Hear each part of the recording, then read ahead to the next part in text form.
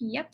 All right, guys, I am live, kind of live. We're recording this from Seattle and South Africa, right? Is that where you are, South Africa? Yep. Cape Town.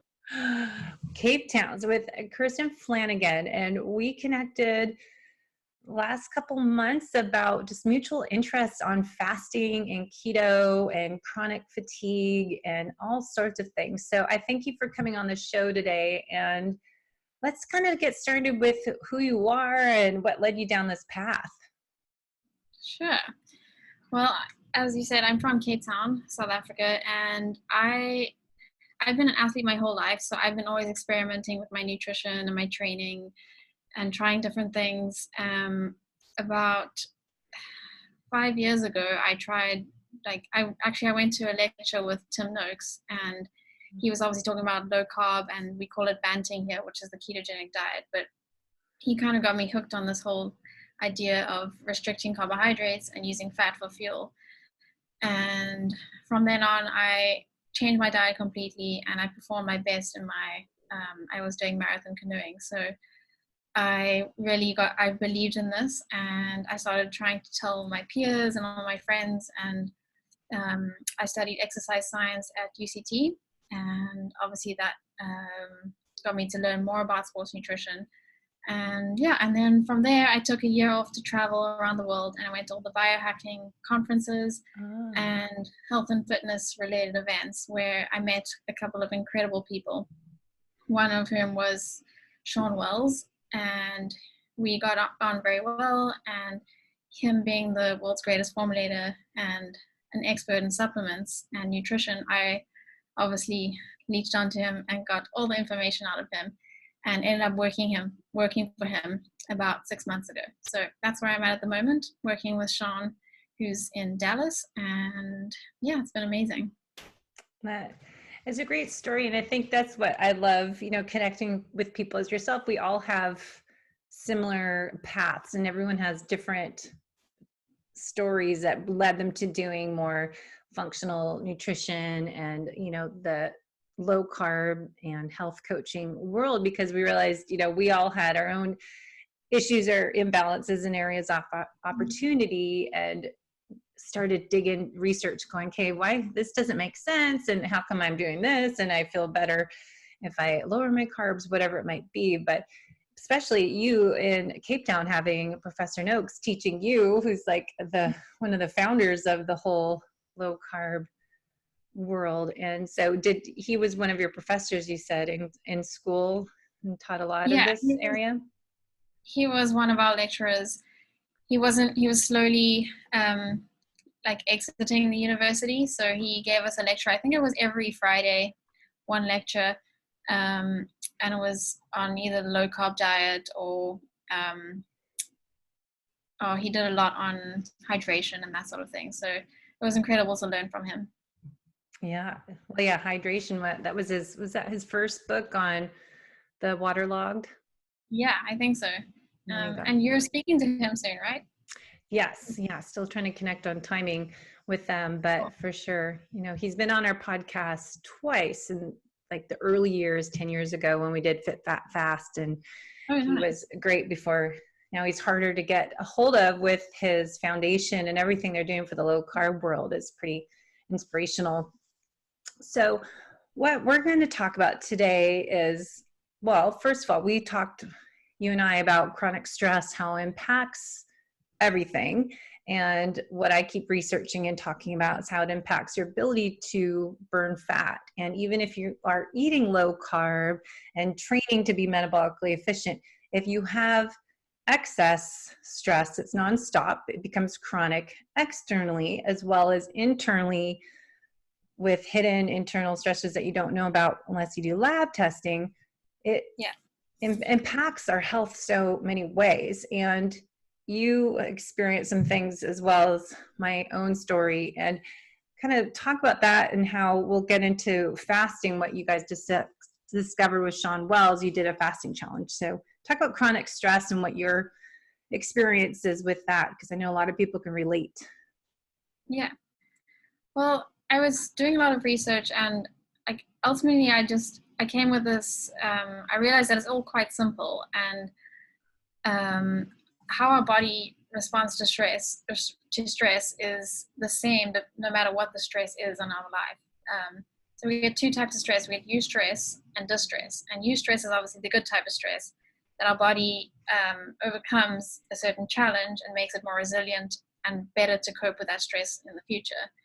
And distress on the other end of the spectrum is something that's going to make us worse and slowly dig away at our capability to handle stress in the future. So it lowers our threshold and it contributes to chronic stress, which you talk a lot about. And then underneath eustress, we get hormesis, which is obviously, as we all know about it, cold exposure, sauna, exercise is definitely hormetic stressor, but so is fasting, which people don't really understand. And that obviously makes you more resilient and better to cope with stress in the future. But what we see is, like, what I've noticed is with women, especially hard charging athletes and type A personalities, which I'm sure you can relate, we're just doing too much of this at the same time. Like, our dose is completely way over the other end of the spectrum and we're doing way too much. And how it relates to chronic stress, I think, is we start we get these signs and symptoms that we don't really take note of, and they're not big enough for us to be aware of and to actually take action and be like, oh, maybe I'm doing too much, I need to stop. So things like if you're feeling fatigued or you're gaining some weight, you're on a weight loss plateau, or your sleep is way out of line or something like that, but we don't see that these signs as something to stop what we're doing. And these are all contributing to chronic stress. And yeah, you know a lot more about chronic stress and how it affects our hormones and that, but it causes a whole lot of problems down the line. Yeah, and that's that domino effect. And that's why I keep talking about the importance of lab testing, because I just was saying how I recently redid my labs and they're not where I want them to be. And I have kind of figured out this new, not new, I've had this little H. pylori thing that was still detected, and it's in your stomach gland and inhibits your ability to break down protein and all these different things. And I have no clue it's there. I just have these odd symptoms that, I don't know why, but now it correlates together. And that's a constant internal stress that I have no clue about, that I've had on and off since 2013, unless I keep retesting every 6 months. And, it's not that expensive, and it's so essential to know, okay, I'm doing everything I can with these lifestyle habits we keep talking about, but all these extra things inside of me that are causing imbalances with my hormone immune system, which is key right now in our world, detoxification, which is also so essential, digestion, your energy systems, the mitochondria, and the nervous system. So I keep talking about this because I think it's so essential as we talk about health and how to empower wellness and immune system, is gut health and all this stuff going on in our bodies is really important to know. And what you guys discovered with Shawn Wells, you did a fasting challenge and you had a lot of feedback from people that some people, as I keep saying, it works great. Like, I've been doing fasted stuff for a long time, fasted workouts. I was trying to do, lots of bulletproof type of coffee years ago when I was doing Ironmans. And that was, as you just said, too much. Like, everything too much accumulates. So it's not just doing, the intermittent fasting, keto, the cold thermogenesis, this, everyone that's overachievers starts to do all those type of biohacks, and that can still be too much. So too much of anything can contribute to this whole internal breakdown and burnout. So I'll let you take over, talk about what you guys did. You did a fasting challenge and what came about from that challenge and what you learned and path you went down from that. Yeah, so one of our, we decided to host a couple of challenges on Shawn Wells' social media. One of them was a fasting challenge, and it was a huge success. And the most incredible thing was that it just brought everyone together as a community, which was incredible. But about 75% of Shawn's audience followers are female. And about halfway through the challenge, I just started to realize, like, we need to actually put the word out there, like, to do this safely and not just because because it was a 72-hour fast. It was a 72-hour extended fast. Although we did say that people could join for as long or as short as they wanted to. So you could even just have started with intermittent fasting, 12 hours fasting, 12 hours eating, if you had never fasted before. But I really just wanted to like teach the women out there and just to like practice safely. Like you said, like these hormetic stresses become plain old stresses on our body when we do them too much and too often. So Yeah.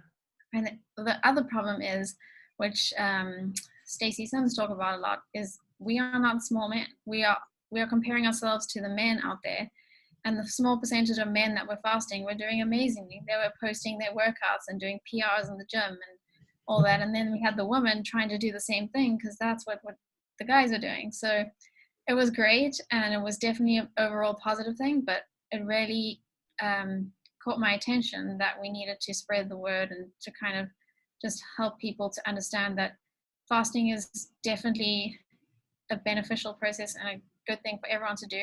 And I think everyone should do it. It's just that it depends where you are on your health spectrum. If you're ill and you're trying to heal yourself, it can help, but it needs to be done in the right amount and possibly with some help and advice along the way. And did you started to do some research, but there's, as you and I both were talking on emailing last month or so, that there's not a lot of research out there. And especially as Dr. Stacey Sims says, the research is on men, not women, because women are too complicated because we have these menstrual cycles that change our hormones. Exactly. And we pretty much have 2 phases. So it's really hard to do a research study on the benefits as keto or fasting when there's, women with all different times of the month. So what did you find researching, and what did you come up with, like suggestions that you were writing about? So we have like, I'm not an expert in like the whole menstrual cycle and how all the hormones work, but briefly we have the follicular phase and the luteal phase. And the follicular phase, we have FSH, LH, and estrogen, which rise just before ovulation. And then in the luteal phase, we have progesterone that rises. And obviously all these hormones are rising and falling, and they affect our insulin response and our ability to metabolize foods. So that's why we feel different throughout the different times of the month. But one, and importantly, these are all related with the HPA axis, so the hypothalamic pituitary adrenal axis, where cortisol comes into play. But what I did realize is that leptin is a huge player in this. So to try and mitigate the detrimental effects of fasting on a woman, you can incorporate some sort of carb cycling to help because fasting is putting the signal to your brain that you're in a state of scarcity, and your body needs to shut down one system in its body, and the first system to shut down is always your reproductive system, because it's not essential to survival. Even though it's essential to reproduce, we don't need it at this moment to survive. So that's when you see things like menstrual cycle dysregulation and amenorrhea and that sort of thing. So if you incorporate, so carb cycling can be used as an amazing tool to still do fasting and do the ketogenic diet, but to not put your body in a state of scarcity. So what we see in obese people and overweight people is that leptin, you get too much leptin. So your leptin's always rising because you're always eating and you're always satiated. And that's when you get leptin insensitivity and a whole lot of other problems. But when we're fasting all the time and we're in this caloric restricted state, we, especially women, you get a leptin decline. And that's almost just as bad as having too much leptin. And when you have these chronic low levels of leptin, you actually need an insulin and a glucose surge to stimulate leptin again. So your brain needs a greater signal for leptin to be secreted. And what leptin does is it tells your body that it's safe and it's able to reproduce. So we really do want this leptin signal to happen. So with carb cycling, you can increase your carbohydrate intake at certain times, either in the month or possibly every week. But I found out that there were certain times of the month that were better to increase your carbs, and certain times where it wasn't better. So I found some research, I think it was Ali Miller who spoke a little bit about this, but on day 1 of your menstrual cycle, you tend to have lowest levels of leptin. So this is the best time to increase your carbohydrate intake. And also about 5 days after ovulation. So around day 19, day 20. So if you strategically time your carbohydrate intake around those days for about 1 or 2 full days, you can give your body the signal that it's safe to reproduce, and you should slowly over time get your menstrual cycle, all your reproductive hormones back in alignment. And typically about, I would even say you could go up to 150 to 200 grams of carbohydrates on those days, especially if you're an active woman or an active athlete. But increasing your carbohydrates about 60 to 80 grams per day from what you are on a ketogenic diet is a good way to start.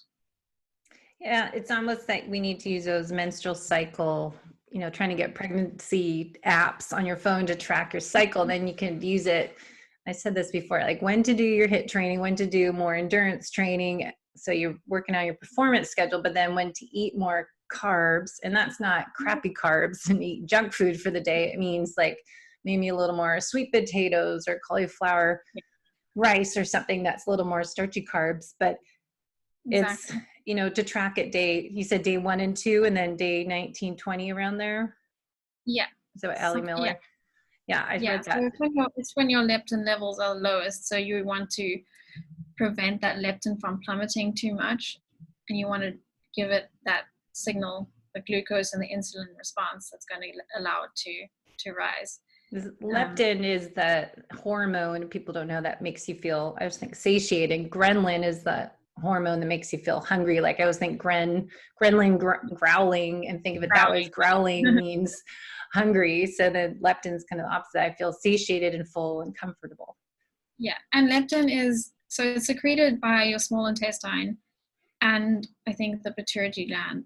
I'm not too sure, but it has your hypothalamus and a lot of cells around your body have receptors for leptin. So that's why it's so critical in maintaining all your hormones. So because it has receptors on the hypothalamus, it affects your adrenal glands and how they secrete cortisol. And so if you don't have it all the time, you're going to be secreting cortisol to try and mobilize other energy stores, which is going to be your muscle. And you definitely don't want to be breaking down your muscle. That's also going to be stimulating gluconeogenesis, which is pretty much stimulating your sympathetic nervous system way too much. Mm-hmm.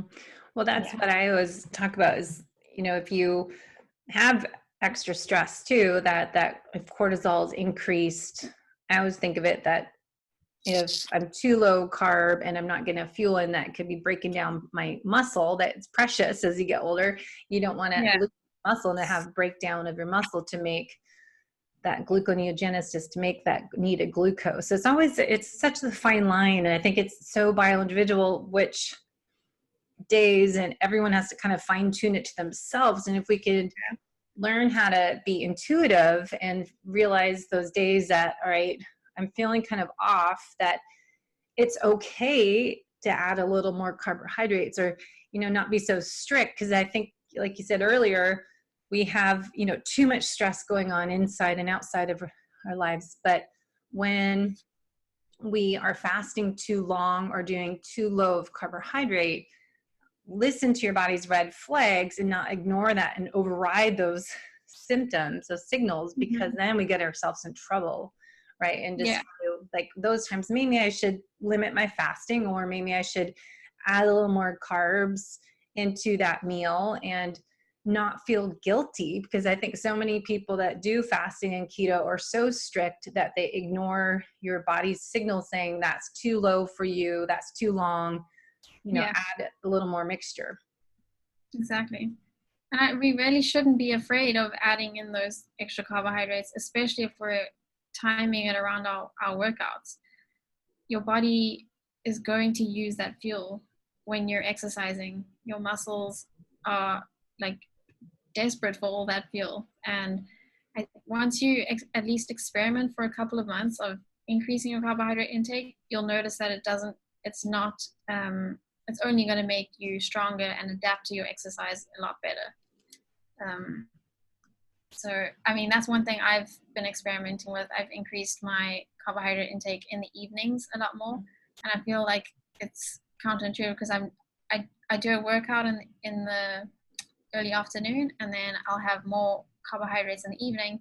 But then in my morning session, I'm like you, I don't like to eat a whole meal before I exercise, but I know my glycogen stores are at least a little bit full from the night before, and I feel a whole lot stronger. And another thing I've been doing is taking some essential amino acids to try and prevent that muscle breakdown a little bit more, which has really, really helped as well. So it's all about maximizing your ability to adapt to that exercise, and not about just continuously doing all these hormetic stresses that you think are doing good to your body, but actually just too much at the end.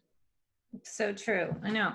Since Dr. Stacy Simpson, in her book Roar, she talks on her website the branched chain amino acids and having them for women, especially in which phase? Premenopausal, menopausal, but then which phases we need a little more protein is the luteal phase. I think I have to look that up. But for women, have 30 minutes beforehand their workout, having 5 to 7 grams of protein. She said the branched chain amino acids, and then post workout. But then even as women get older, we get the lower hormones that we need to add a little more protein and add more aminos during like the afternoon and evening sessions. So I read that she had it like not just before and after your workout, but in the day, maybe at nighttime too. So have you experimented with having like branched amino acid, a powder in your drink, a drink kind of beverage of it, or do you do capsules, or what do you do? Yeah, I've got some Keon capsules, some essential amino acid capsules, which I take like if I haven't eaten for a while and I just want to top up my protein stores, I have a bit of those. But while I'm working out, especially if I'm doing a gym workout, so not so like some resistance training, I'll definitely have some BCAAs in like a drink mixture. Mm-hmm. I try to choose a supplement that doesn't have sucralose and all the other additives in it. So that's what I do while I'm working out. Yeah. And then I also take creatine, which is great for that quick energy boost because it's obviously contributing to helping you to make ATP in that quick, when you need that for quick bursts of energy. And I think that's helped me immensely. My body composition has changed significantly after taking creatine. And a lot of women are afraid of taking it, but it's not only for building muscle and getting bigger from the gym. It's got so many other benefits. So I would recommend people try and experiment with that, about 5 grams a day. And Keon has a new one out. They just launched creatine. Mm-hmm. I just wish there's all one, because I take my athletic greens and I have my Keon amino acids, and I have some creatine, and then a D-ribose and an L-carnitine.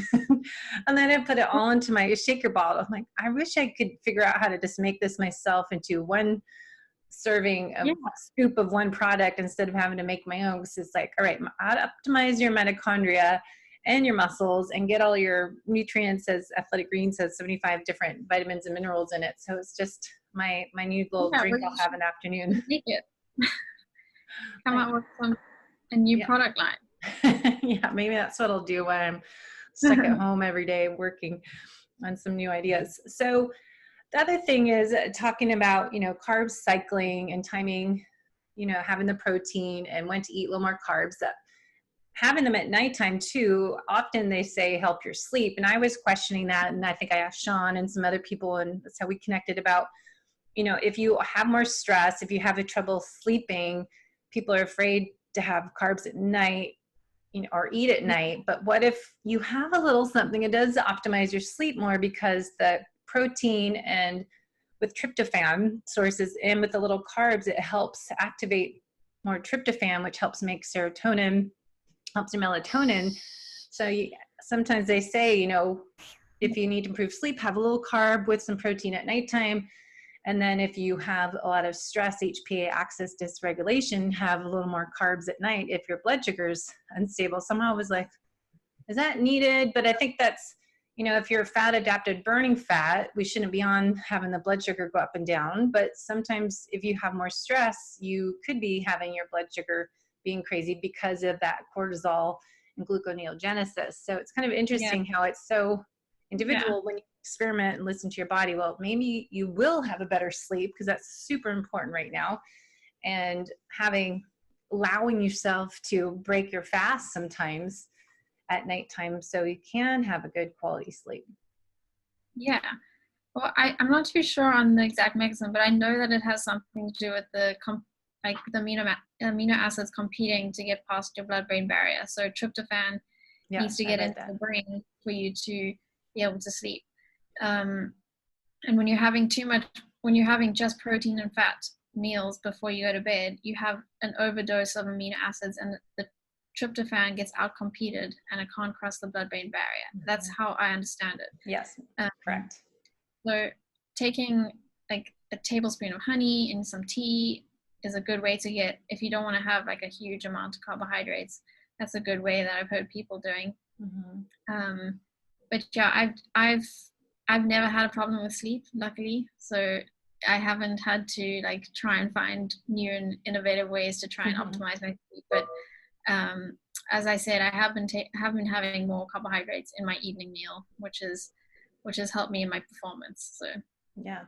And then again, that's what you're finding that works for you. And I think the mistake people make is that they listen to all these podcasts and read all these blogs, and then they're like, okay, I'm going to do this, I'm going to try this. And they're in that cycle of trial and error instead of going, all right, I'm going to try this tonight. I'm going to experiment with my sleep and my workout, see if my performance is better and see if that works for me, but not, you know, just doing what everyone else does, or especially athletes trying to go, okay, the rules say 20 grams of carbs total a day, not net carbs, but total, and try to experiment with that. And then some people say, oh, I feel amazing. And that's what just drives me nuts, that we need to be responsible for our own well-being, you know, get a power wellness by listening to what your body says it needs and respect that and not override those red flags.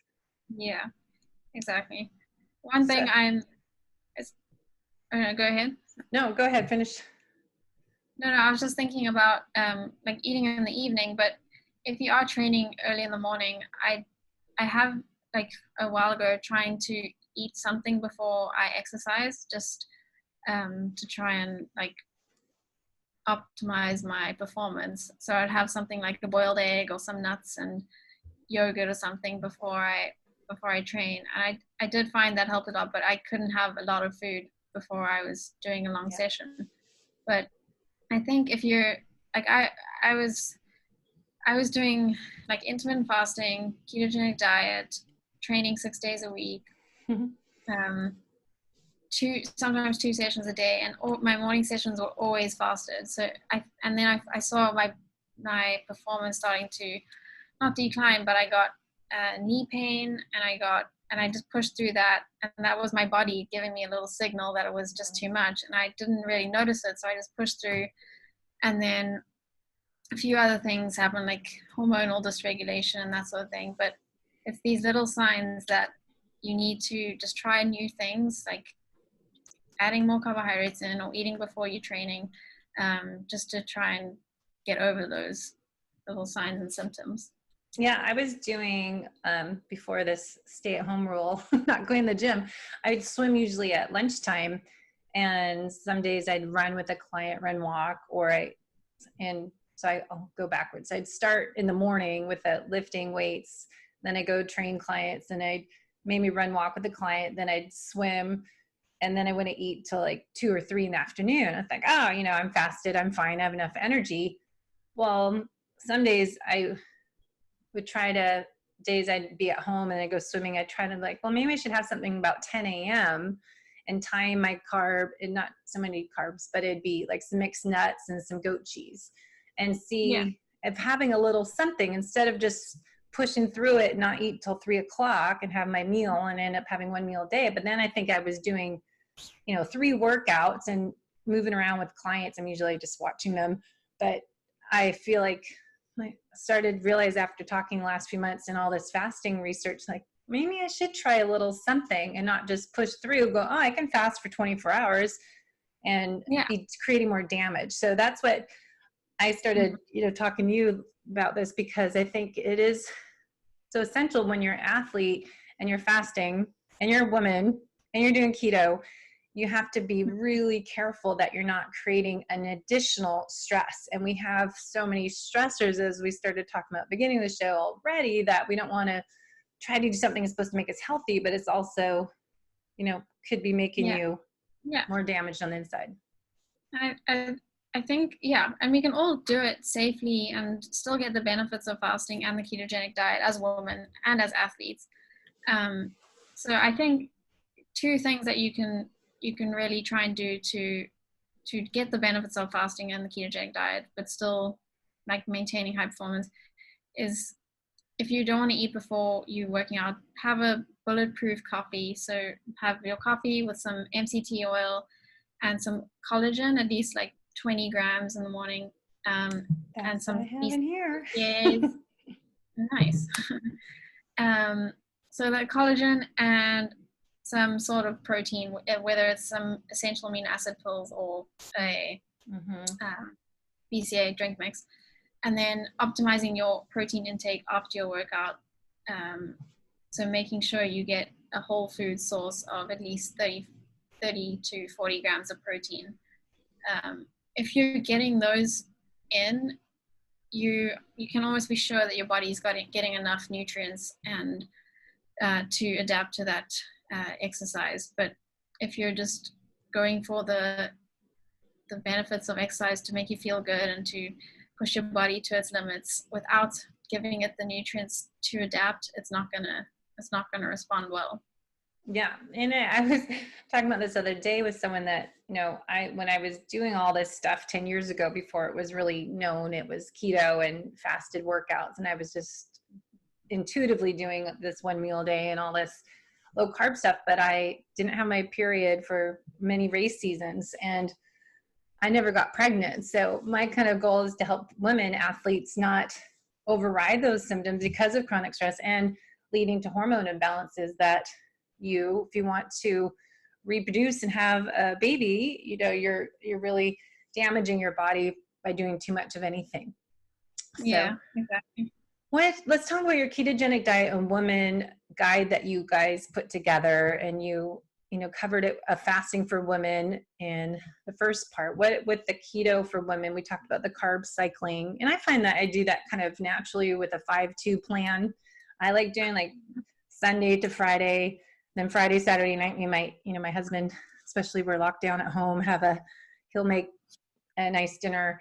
But during the week, I end up just having, late lunch, early dinner, just get breakfast and have a little something, or just have my fat coffee. But what have you found with it for women in keto that we can share and have people read this article? I know we talked about leptin and a little bit of this, but what else could we share with people to learn more? Yeah. I truly think that a ketogenic diet is the optimal way to be fueling your body. But the key to doing it is to do it cyclically. So to give your body the time where it is in a fed state. And it's not feeling like it's deprived of nutrients. But the argument that a lot of people give is that our hormones are made of fat, and that's all we need. I know a few of the ketogenic women influencers out there keep saying that, like, you don't need carbohydrates because all you need is fat. All our hormones are made of that, so you'll be fine. But like I said, with the leptin thing, we need that insulin and glucose surge to signal to our brain that we're actually not deprived of nutrients. And I think it all comes down to, if you're on a ketogenic diet, it's hard to overeat on a ketogenic diet, and it's hard to get your actual energy, your energetic needs on a daily basis. So especially if you're doing something like OMAD, 1 meal a day or something. So if you really are tracking your calories and making sure that you're getting a sufficient amount of total calories every day, then the ketogenic diet is perfectly fine. But what we find with women is that we can't eat enough to replenish all our needs. So that's one thing to consider. But another thing is, like I said, to be cyclical and to time those carbohydrate refeeds, put them in your diary, and don't associate them with like binge eating or with cheat meals.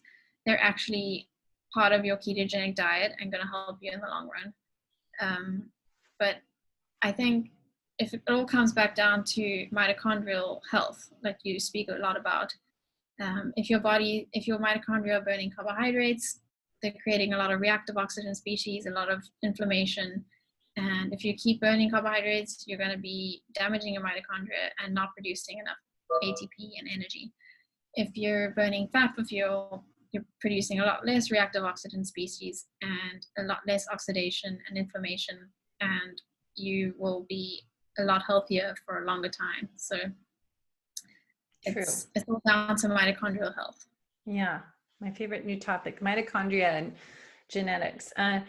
You know, a lot of the questions you have on your blog are great for people to realize those red flags when you need more carbs. So feeling tired, fatigued, you know, starting to gain weight. Like I gained that 30 pounds in a few months when I started to have my fallout in 2013.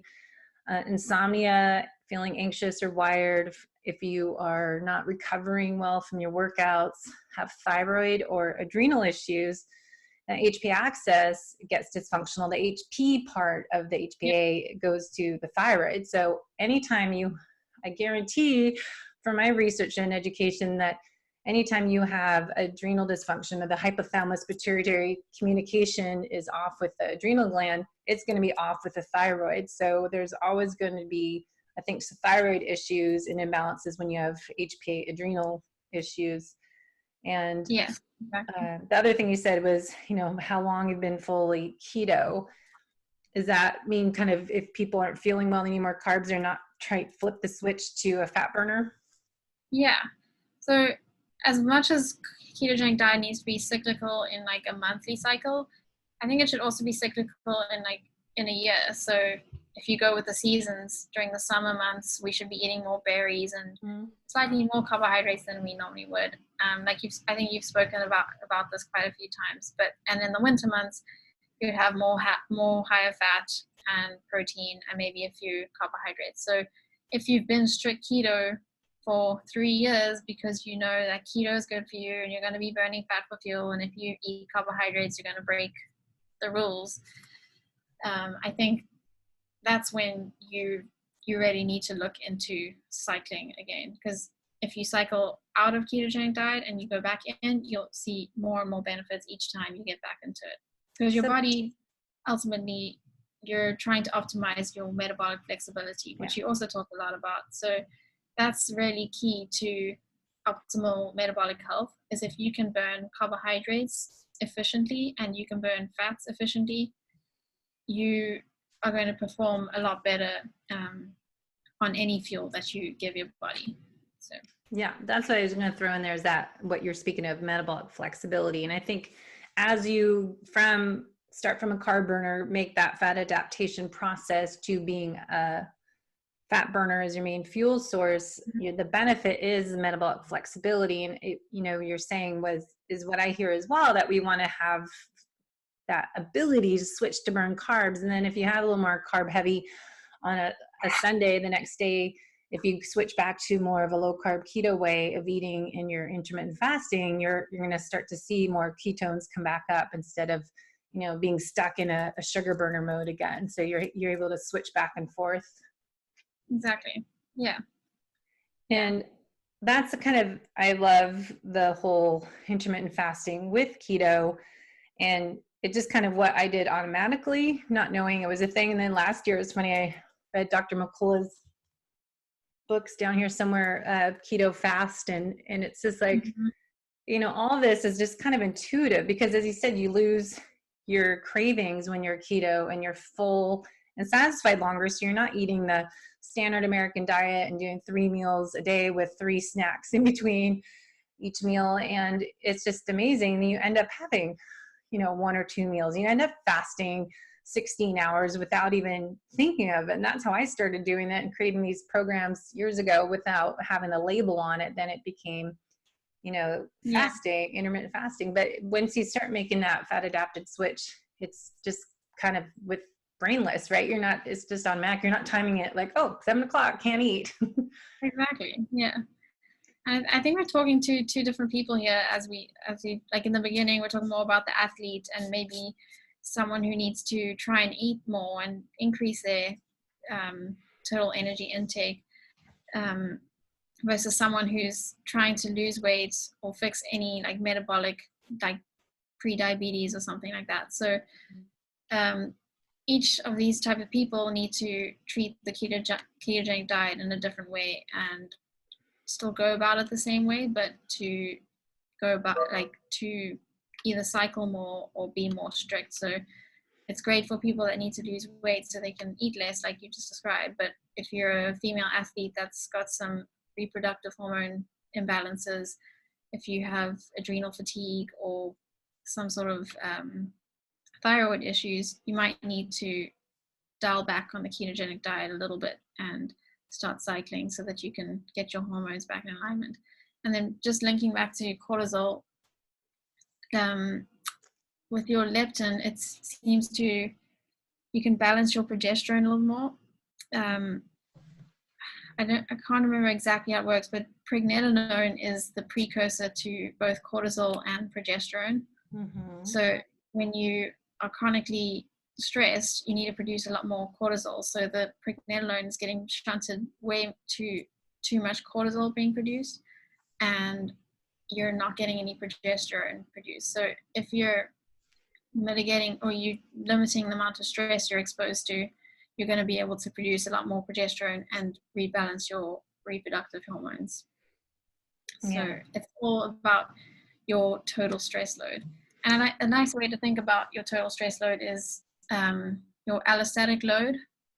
And that is really your whole cumulative stress load in your body. So you can think of it as like a bucket. So we each have a bucket, and everyone's unique because of bio-individuality, and we each have our different volume of our bucket can hold, and all our stresses in our life. So our work stress, our family, relationships, our diet, our sleep, all that contributes to our bucket. And then these hormetic stresses like fasting and cold exposure and the sauna can make us more resilient and stronger and better adapt to stress. So they actually increase the capacity of our bucket. But when we're doing too much of it, like we discussed at the beginning, we're actually just adding to that bucket. So we're not making us more resilient, we're just increasing our stress load, which is leading to chronic fatigue, chronic stress. So yeah. And that's why I'm trying to connect the mitochondria. You just mentioned chronic fatigue, and that's when it's not, the fatigue isn't coming from the adrenal glands not producing energy. It's because of that. And what I'm thinking, I see it as this whole picture, and how if we have chronic stress, that impacts the HPA axis, and that constant stress is going to impact everything else, including our mitochondria.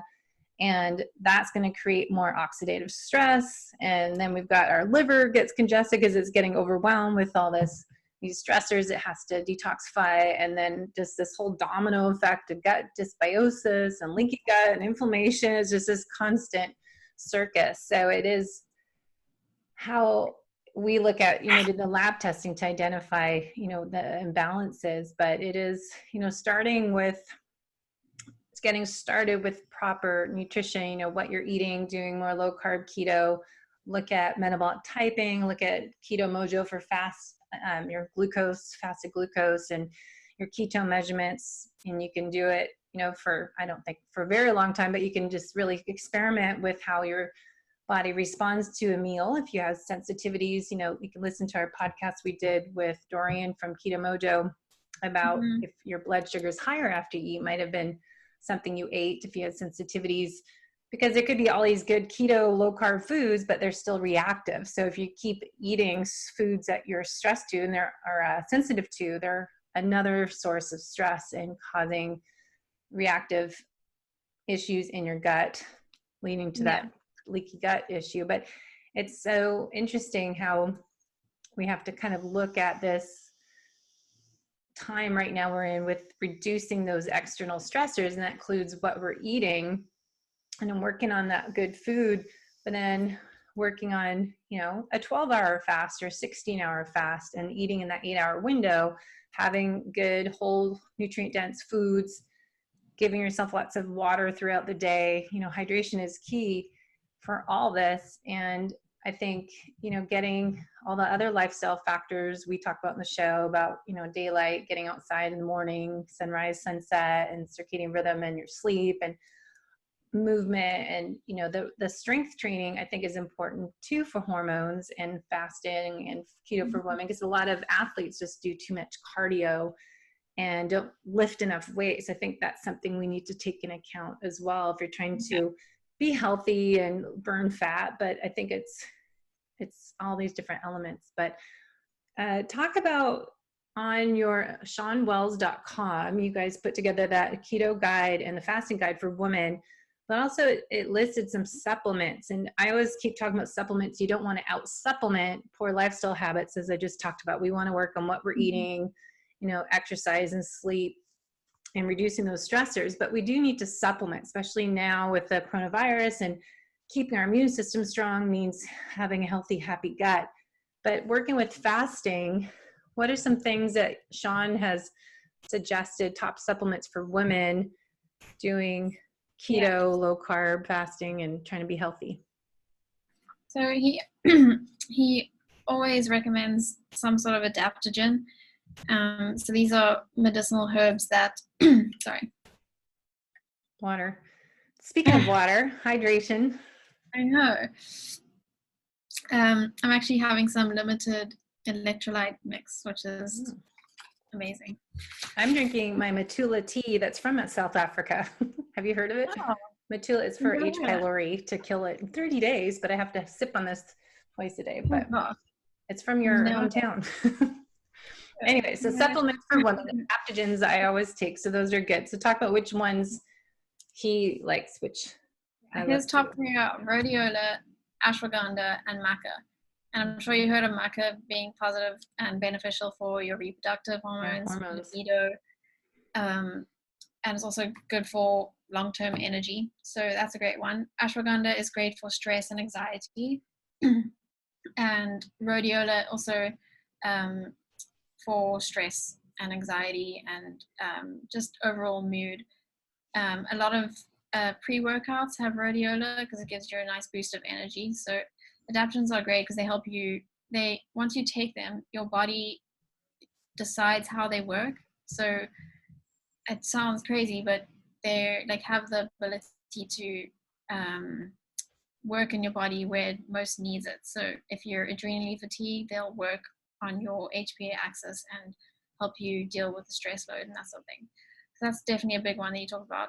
Obviously, vitamin D3 with a source of K2, specifically an MK7 K2. And D3 is obviously important for bone health. And when you have some reproductive hormone imbalances, one of the greatest risks is your bone mineral density goes down a lot. So if you're deficient in vitamin D, you're going to make that situation a whole lot worse. So that's a really important one. Collagen and biotin. Collagen is amazing. It's a huge, it's got a whole lot of benefits. The gut health is huge, but if you have any sort of knee or any sort of injuries, it's great for cartilage regeneration or that sort of thing. So what I've been doing is taking 20 grams in the morning and 20 grams in the evening, and I try to get it with another protein source to, apparently that Sean says it optimizes its ability to repair your cartilage. And also having that with some vitamin C helps it be absorbed a lot better. And then a few ones to help with chronic stress. Tyrosine is quite important. So tyrosine is an amino acid. It's a precursor to a lot of neurotransmitters, so dopamine, noradrenaline, and adrenaline. So these are the hormones that help us deal with stress. So if you're getting this precursor, you're going to be able to deal with acute stress a lot better. It's also a precursor to CoQ10, which is essential for mitochondrial health. So that's a good one. And then if you are having like quite severe, well, not severe, but having any hormonal imbalances, low dose DHEA, progesterone, and melatonin could be beneficial. But I think you would have to get some lab tests done and determine how much you need, and get a bit more advice on that. And then lastly, iodine is really important for your thyroid, as you know. So we don't get a lot of iodine in our diet, so supplementing with that is a good idea. And creatine, as I mentioned before, for muscle maintenance. They've used it to actually cure traumatic brain injuries, so it's really helps prevent neurodegeneration and that. So creatine is definitely a good one to have. There's so many different supplements to take. I am taking a lot right now. I took a picture the other day of here's what's in my bathroom, here's in my fridge, and here's in my pantry. I mean, I'd love to see, because I actually sometimes just get overwhelmed and I say I'm going to stop everything. Yes. And now I'm just taking amino acids, creatine. I take whey protein, and because of the whole coronavirus thing, I'm taking some like vitamin C and a few other, like oregano oil and that sort of thing. But sometimes I'm just like, more is less. Yeah, no, I definitely go in cycles, and I'm doing a protocol right now for my health issues, but since I got my new labs back, I have a little more specific plan for my needs. But top of that, I'm doing a lot of the immune booster supplements and that vitamin C. And Dr. Myhill was on the show, just came out Monday. She is a big researcher in vitamin C and mitochondrial health and chronic fatigue, but for the coronavirus, she's like 5 grams to 10 grams. And you can tell if you can do a tolerance of vitamin C. If you have poopy loose stools, then you have too much. But anyways, it's a good time to be working on our stress and proper gut health by eating good, clean foods that you're not sensitive to, and gut healing foods, and really working on, all the lifestyle factors we talk about. But for our topic today, I was looking at the key takeaways, or a good summary on women and fasting, exercise and fasting. Let's kind of wrap up with those different tips, kind of summary takeaway. So yeah, I think you got that on the women and fasting, and then women fasting affects menstrual cycles. So we talk about that, and then female hormones. And you were saying much more research is needed.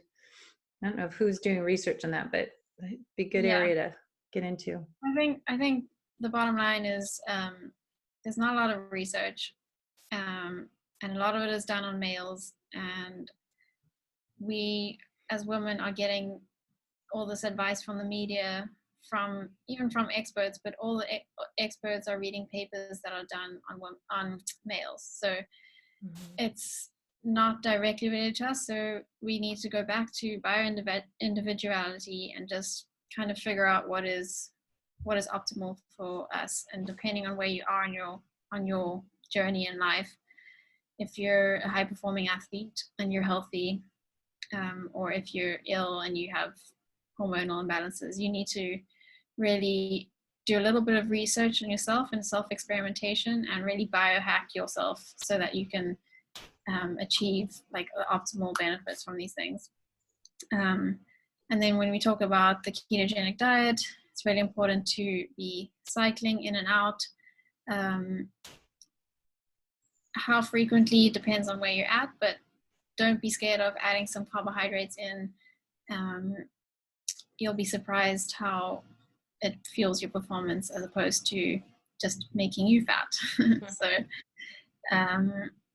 but yeah, and then if you are looking for a little extra boost, look into some supplements. I would say my 3 supplements that you definitely should My husband just pushed, must be printing something in the other room. Hold on. oh, sorry.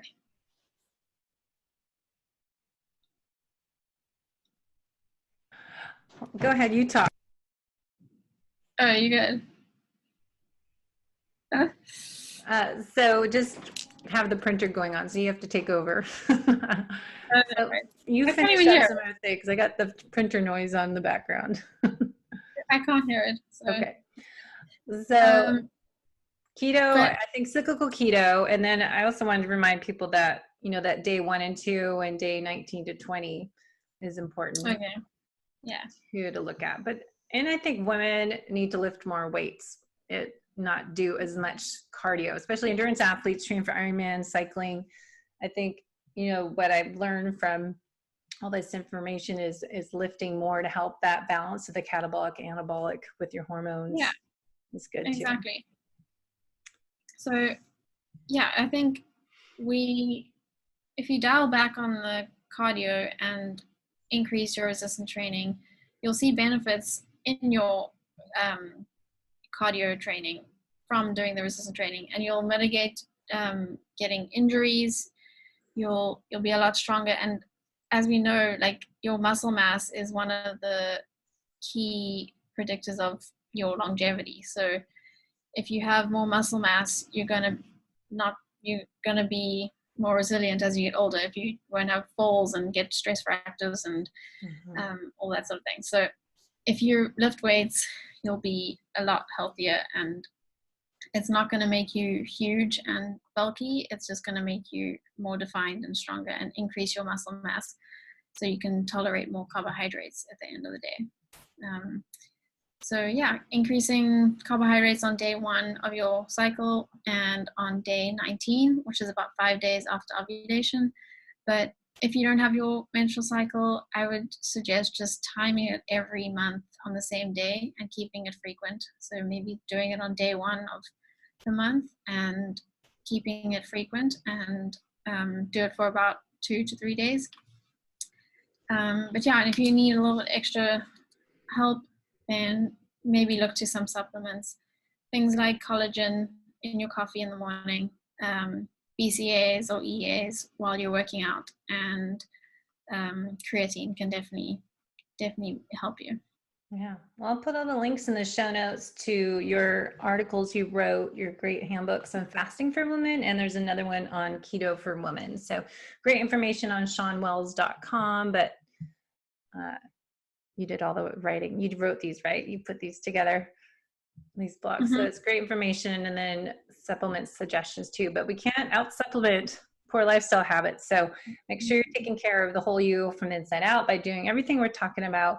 But N=1, you know, experiment, see how you feel, evaluate your energy, because you should feel amazing, energetic, happy, and your sleep should be better, and you should be thriving each day and not just trying to survive and get through the day. So that could be feeling crappy if you're just making a switch from a high carb to low carb. So you will feel crappy for a week or so, but then once you're over the other side, then you should feel energetic and fueled up. So just making sure you're not ignoring those red flags and you're listening to your body, because more is not always better, as we learned the hard way, right?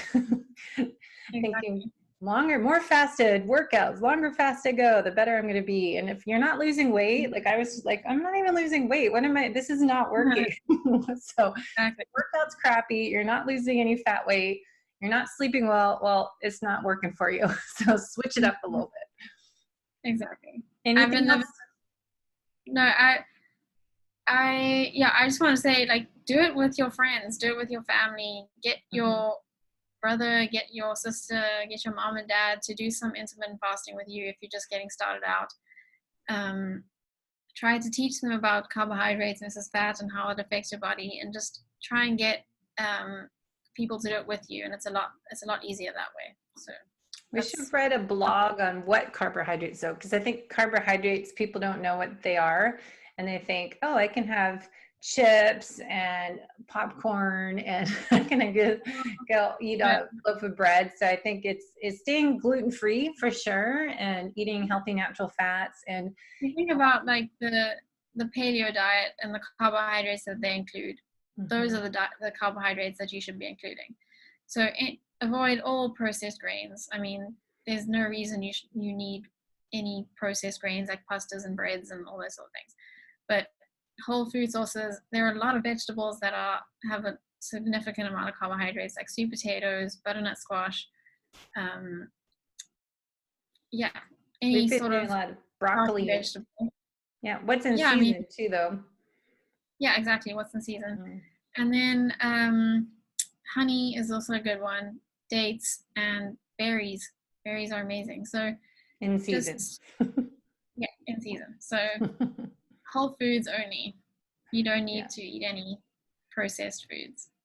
I know. I always laugh at people that buy berries in the winter that are coming from like South America or Mexico. It's like, I wait and I have them in the summer and I'll put heavy cream and some coconut and some nuts on top and have it for like 2 months. I'll have them every few days, have the fresh berries when they're in season here, but I try to avoid them the rest of the year because they don't even taste good anyways. But when they're local and fresh from the farm, wherever town you live in, it's just a much more enjoyable experience and reward to enjoy foods that are local. Like my mom got these strawberries, and we're going into winter now, and she's like, we're getting such bad strawberries from the supermarket. I'm like, well, it's because they're importing them from somewhere and we're on short supply, so they're gonna be bad and you shouldn't be eating them anyway. So yeah, you can't tell your parents what to do though. I know. They don't listen, or mine don't. My family doesn't want to listen to anything I say. No, not all the time. So anyways, we went, of course, again, I told you, over half an hour and easily chat for an hour with you. So thanks for coming on the show and talking shop. And we'll make sure everyone goes to SeanWells.com and anything, other links to follow you somewhere. Yeah, I'm on Instagram at KirstFlan, KirstFlan. Yeah, you can reach me there. Okay. All right. Thanks guys for joining us today, and stay healthy. And I'm trying to define what healthy means. So you can go to Low Carb Athlete on Facebook and Instagram, and my blog. I keep writing every day on ways to stay healthy because I think it's not very defined for most people. So go to debbiepotts.net to learn more and follow what research I've been working on as we're staying at home for another month here in Seattle, and really diving into gut health and immune system and how to optimize our health from the inside out. So I'll put the links in the show notes. Also, Dutch complete hormone test would be something good to look at, and some GI map and other lab testing. I'll put links as well. So thank you.